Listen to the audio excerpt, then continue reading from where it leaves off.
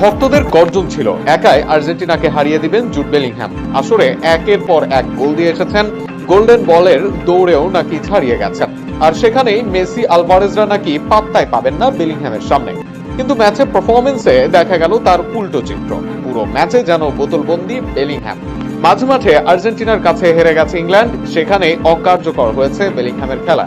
পুরো ম্যাচে বলার মতো আক্রমণে যেতে পারেননি, এমনকি প্রথম গোলের পেছনেও আছে তার দায়।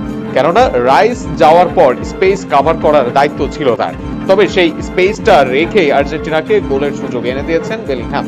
পুরো ম্যাচে মাত্র 19 পাস খেলেছেন, ড্রিবলিং করেছেন মাত্র একবার। কোনো শট করতে পারেননি কোনো চান্স ক্রিয়েট। ডুয়েলস হেরেছেন 50 ভাগেরও বেশি, উল্টো ফাউল করেছেন 3 বার। মাত্র 40 টাচ ছিল ম্যাচে, অথচ তার মতো সারা মাঠ দৌড়ানো খেলোয়াড়ের থেকে প্রত্যাশা ছিল বেশি।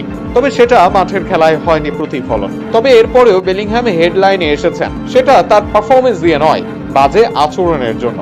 ম্যাচ হেরেছেন, কিন্তু এরপরেও কমেনি তার উদ্ধত আচরণ। ম্যাচে একাধিকবার লিওনেল মেসির সঙ্গে ঝগড়া করেছেন, লিপ্ত হয়েছেন তর্কে।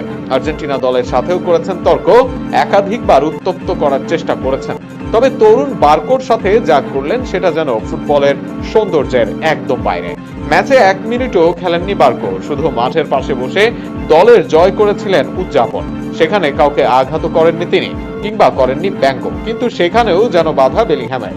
উল্টো বার্কোকে চর বসিয়ে দিলেন তিনি। সাবেক রিয়াল মাদ্রিদ তারকা নিকো পাস সেখানে থাকায় এরপর আর উত্তপ্ত হয়নি পরিস্থিতি।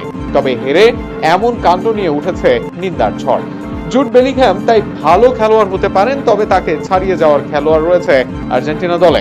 মাঠে সেটা স্পষ্টত দেখিয়ে দিয়েছে বর্তমান বিশ্ব চ্যাম্পিয়নরা। কিন্তু টানা 2 বারের ফিনালিস্টদের সঙ্গে জুড যে আচরণ করলেন, সেটা তার ক্যারিয়ারে কালো অধ্যায় হয়ে থাকবে।